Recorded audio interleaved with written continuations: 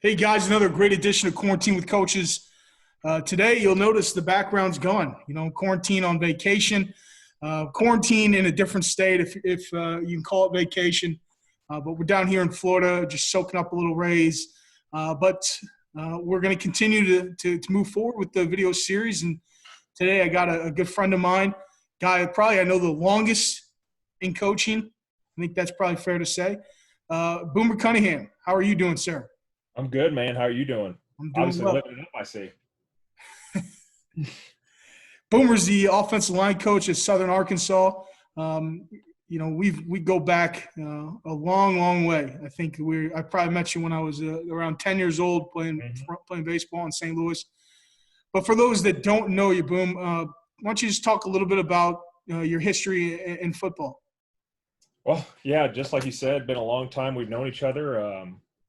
It's been a long time, a bunch of that. But coaching wise, started in 2009 at the University of Central Arkansas as a quality control GA type of deal, and then worked there till the spring of 2015.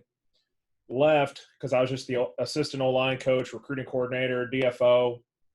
Was kind of starting to get that itch of coaching my own position, instead of being the assistant, I actually want to run the room. And so 2015, I got my first opportunity with Matt Mummy at LaGrange College, a D3 in Georgia. Spent a year there, got the opportunity to come back to Arkansas, at Southern Arkansas here, and that's where I've been my past 4 years now. So haven't been a lot of places. Been very fortunate for that, to be able to spend as much time as I did in Conway at UCA, and then have that brief stint with Matt, who's now the OC at Nevada, and having success up there. And so, and then here, obviously, with our head coach, Bill Keppel, who's his dad is in the Hall of Fame here in the state of Arkansas for high school, and so well known around the state. So it's a pretty good little deal. Awesome. And anyone that knows you, who knows you've been a big fellow your entire life, right? Played center in college, and now looking at you here, you look dramatically different. Mm-hmm. Still the same ugly mug, but yeah. The rest of you's changed obviously a little bit. Yep. Can you just talk about this journey you've been on with your health and how you've sort of prioritized your health in the recent years? Yeah, so going into that, obviously out of high school, freshman year of high school, I was 250 pounds. So playing O-line since middle school, always been a bigger kid, one of the bigger kids, in my grades and all that type of stuff. And so graduated high school at 295 and graduated college at 310, 300, in that range. And then playing a year in arena ball, getting up to 320, and then just kind of getting back down. So the ebbs and flows of weight loss and weight gain, and just kind of takes a toll on you as you get older. And a lot of us guys know that. And so probably this past summer to spring, I was probably up to about 410, and just made a decision with my family, talking them over with it. Like, what do I need to do to make sure that, one, I don't get, some form of diabetes or, just cardiovascular disease or, something like that. Cause, my joints hurt, my knees hurt, my ankles.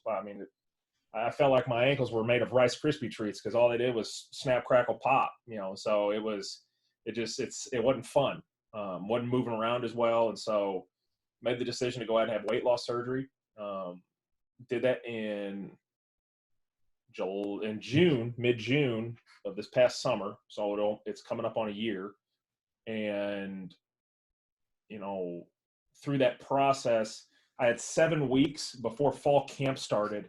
So that was the good timing of it that I made, because fall camp sucks in Arkansas if anybody watches from our state of Arkansas with humidity. And so going through it, told my guys, and that's one thing that I share everything with my offensive line group, because I think, we'll get into it later with building relationships and culture and all that type of stuff, that it's important for you to be on the same page with them. And so just getting back to that now is just now I'm 230, 235 pounds.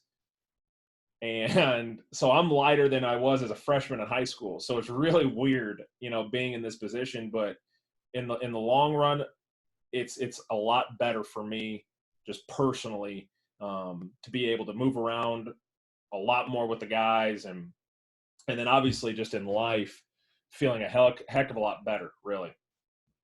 It's awesome. And besides the face, man, you look really good.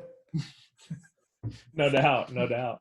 You're lucky I got a haircut. I cut my hair the other day. It looks sharp. I'm not gonna join that club yet. I got the wings going here, but hey, you and I both played the offensive line position for our whole careers, right? And Yep. so I know we've had several conversations over the years about just a lot of different things, technique, scheme, this and that. We just jumped on here 10 minutes before we started filming, and we talked about duo for whatever 10 minutes, but. Yeah. You and I both know that the offensive line is sort of its own culture within a team's culture, and you and I have a great deal of conversation about how you build your culture, and maybe you can just touch on a little bit about what you've done since you got to Southern Arkansas to build the culture in the offensive line room. Yeah, so obviously every O-line coach knows that there's always something that you have to bring to the table to where you're going to build that culture when you first get to a group. I was very lucky my first year here, and had an older group. So I had 4 seniors, a sophomore, and a junior that I was coaching that played a lot. So obviously that's 6 guys. And so within that, as an older group, you already have guys that have made their mind up of who they're going to be personally, who they're going to be, who's going to, how they're going to get influenced, all that type of stuff. So being able to come in and kind of mesh with them, we went 9-3, had a really good season, went to a bowl game. So that's really good.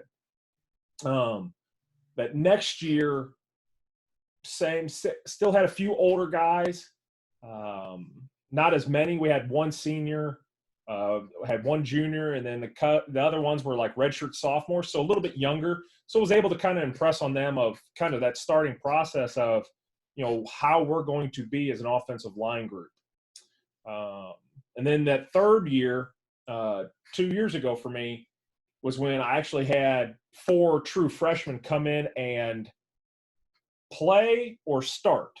And so having that's something that you have to hit hard on. And the fact of, obviously, recruiting wise, it's getting the right type of kid in. And at college level, we have a little bit more of a ability to be able to pick and choose, which makes it easier for us. But you also got to get the right ones at the end of the day. And so with that group, the biggest thing that I've been preaching, and I call it the 5 Ps, and it's something that I think is built into every core group of offensive line play when you look at it. And it's something you got to be in love with, playing O-line, because you're not going to get recognition from the OC or the head coach unless he was an offensive line guy or something like that. So, I mean, the 5 Ps that I go over is like punish is number 1. So you just have to have that mentality that no matter who's in front of you, you're going to punish that guy. Okay. The other thing was being able to protect. Number 1, we've always got to protect the quarterback, always got to protect the running back. Okay. Just because those are the first 2 guys that we affect, whether it be running the ball or throwing it. And so kind of make it that whole deal where, we're the bouncers of the backfield. We don't let anybody through unless we allow them to. And if we're doing that, that ain't a good thing. The next thing is pester. So we're always going to go through the echo of the whistle, always going to try to get that last shot in on a defender, whether it's a linebacker, D-line, safety, trying to stick their nose into it, just standing over a pile, whatever. We're going to try and clean it up through that echo of that whistle. The next thing is pride. You have to have pride in being an offensive lineman. I don't care what position that's out there. I think we're the most prideful group just because of what we have to entail within our job description as, on a team. We're the biggest. Most of the time, we're the baddest. The funny thing is most of the time we're the smartest too. And a lot of people don't think that since we're bigger. And so you have to go through that. And then obviously persevere.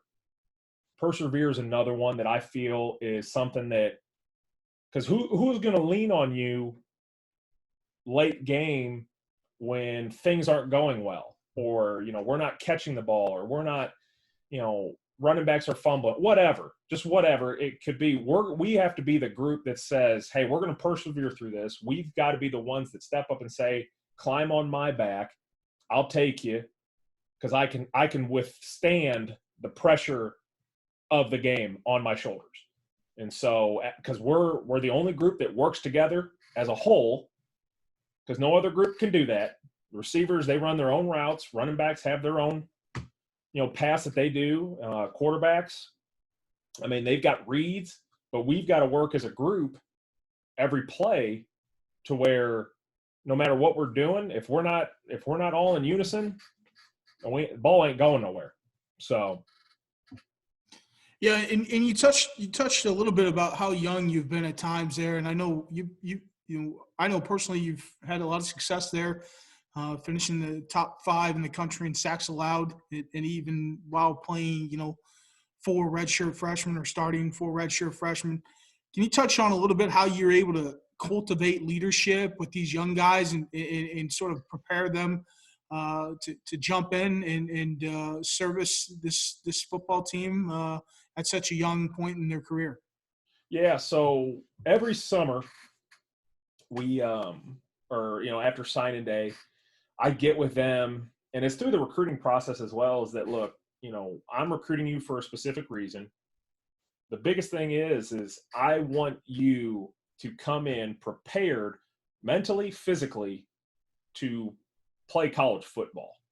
And that's whether you're coming in to try and take a starting position, or trying to take a backup role, or just even if you're going to come be a scout team member. I'll decide that during camp is what your final role is going to be for the most part. Obviously, injuries are going to affect all that type of stuff. But coming in, I tell them, starting off with the mindset, and I credit this to working at a D3 at LaGrange, because you don't have the luxury of redshirting at all. You've got to play freshman. And so unless you're fortunate to be able to have a core group of guys that, where you can kind of, hey, you'll play JV games, you'll work your way up, all that type of stuff. But I didn't have that at LaGrange. I had to play freshman at LaGrange my 1 year there. And so that has allowed me to say, you've got to put in the effort to come in and compete right away. So I'm going to go. It's not like I give them a chance to. It's almost like I'm willing it to them, of saying it's on your shoulders to eventually to essentially do it. But I'm there to say, I think you can do it.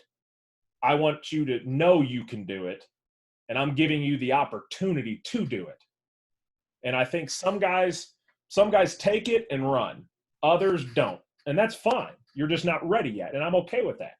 But that at least lets me know the preparation that you're putting in to be in that fact. And so building that off the bat has allowed those younger guys that have come in prepared, with those mindsets that they have, to be able to do that. And so I think that at the end of the day, some kids are willing to do it, others aren't, and that's fine. It's just they're not ready in some way, shape, or form.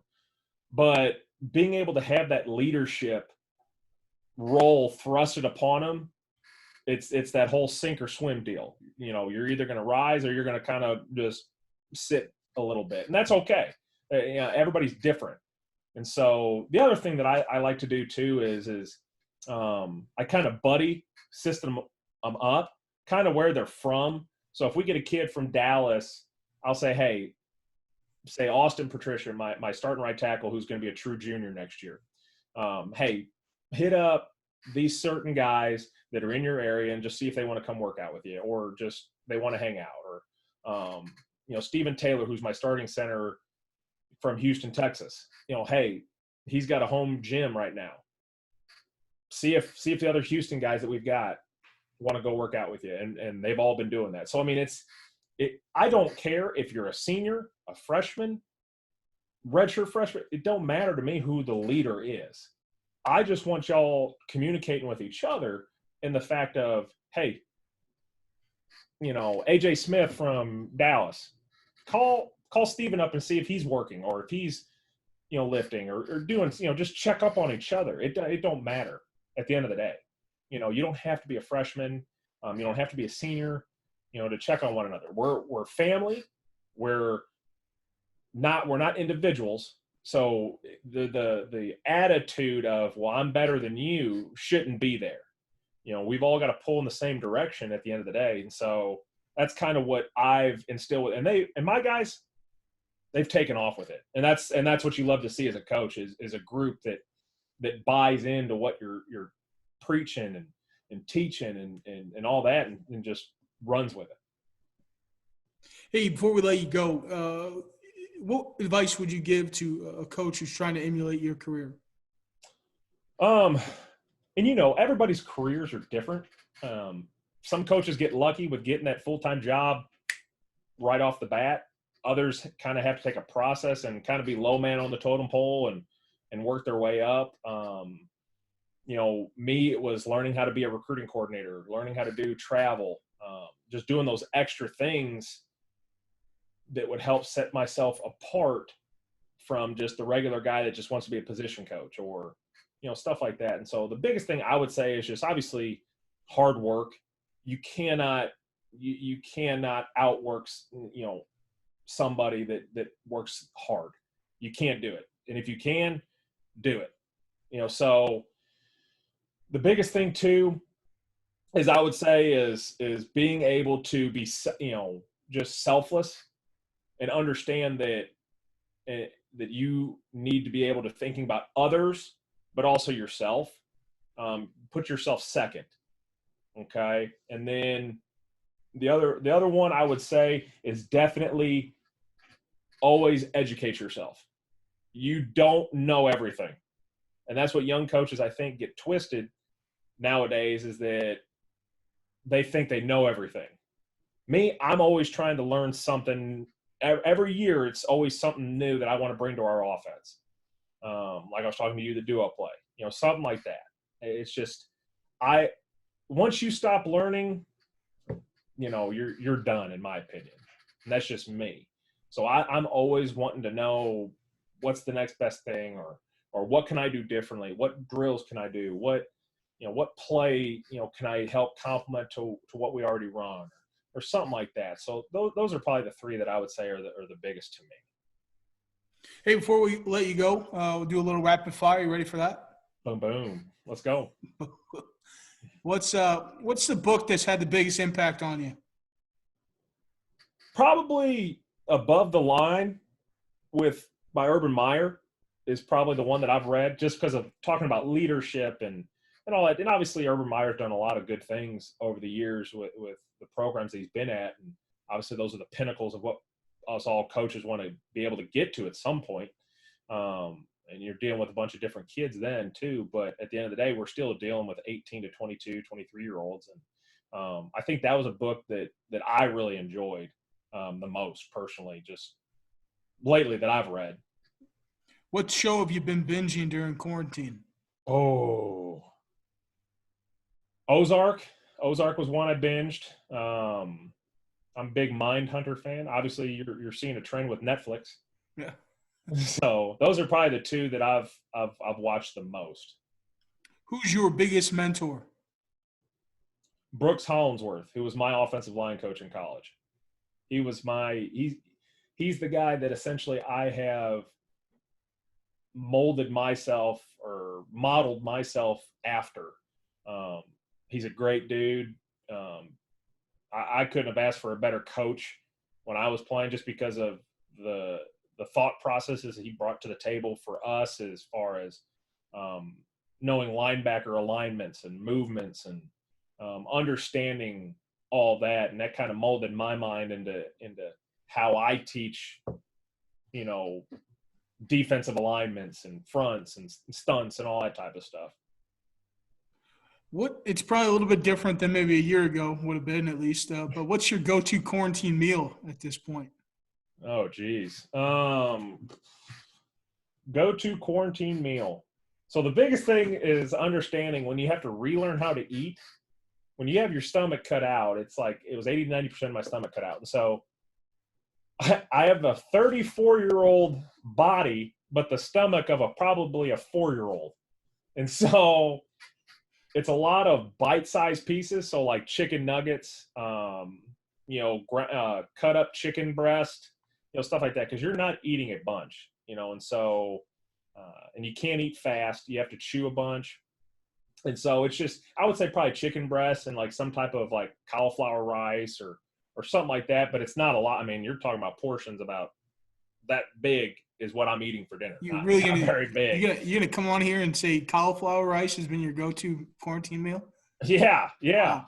Just that and probably chicken. It's more so meat, shrimp, like a 1 or 2 shrimps.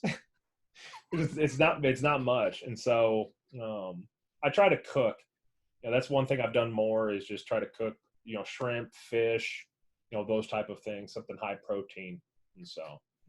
Hey, last question. Let's go back to February 2004. Marquette High School wrestling match. You win a contested wrestling match between you and myself. Yep. 2-1 on a stalling call. Would you say? Were you willing to say right now, 16 years later, that stalling call was crap? No. Yeah. Okay. That's what I thought. I deserve that win. I just wanted to make sure. I wasn't sure if you matured yet or not, but that's fine. No, I was taking it easy on you. I felt like it was your home crowd. I didn't want to, I wanted to keep it close.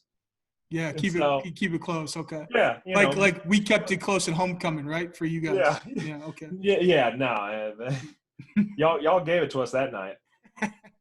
Hey, thanks, Boom, for coming on Quarantine with Coaches. We may as well shout out RC Cunningham because I know for sure he's going to watch this and be laughing his butt off. But appreciate your time and you stay safe down there, and we'll be in touch, man. Thanks for coming on.